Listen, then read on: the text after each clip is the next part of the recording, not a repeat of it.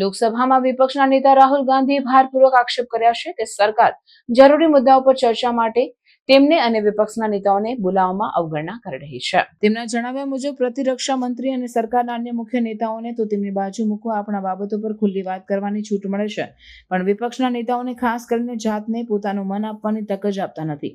રાહુલ ગાંધીનું કહેવું છે કે એક લોકશાહી પરંપરા પ્રમાણે વિપક્ષના નેતાને બોલવાનો અધિકાર હોવો જોઈએ, પણ સરકારે નવી વ્યવહારિક પદ્ધતિથી તેમનો અવાજ દબાવી રહ્યું છે.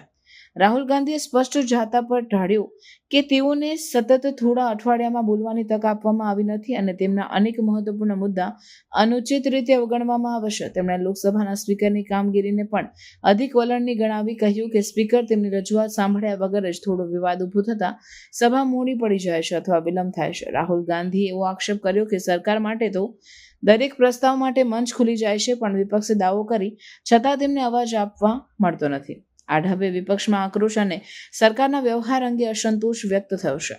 રાહુલ ગાંધી સહિત કોંગ્રેસના ઘણા સાંસદોએ સ્પીકરને મળીને અમારી રજૂઆત કરી છે, જ્યારે બીજેપી નેતાઓએ વિપક્ષના આક્ષેપોને લઈને તેમને સંસદીય શિસ્ત અને નિયમોનું પાલન કરવાની સલાહ આપી છે. આ મુદ્દાઓને પગલે સમગ્ર મોન્સૂન સત્રમાં અવરોધ અને રાજકીય ગરમાવો જોવા મળ્યો છે.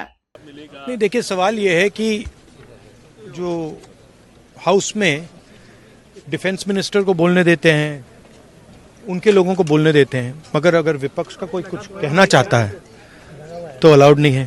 मैं लीडर ऑफ ऑपोजिशन हूँ, मेरा हक है, तो मुझे तो कभी बोलने ही नहीं देते हैं. तो ये एक नया अप्रोच है. सर, क्या सवाल चाहते हैं आप? क्या सवाल आप चाहते हैं सर? जो प्रधानमंत्री से विजय उत्सव सत्र सेलिब्रेटेड सर, बट दौड़ के निकले हाउस से एक सेकंड में.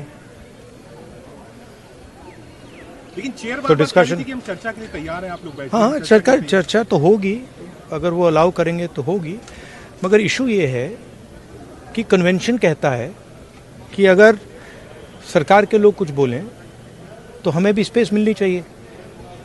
हम 2 शब्द कहना चाहते थे, मगर विपक्ष को ये अलाउड नहीं है. Thank you.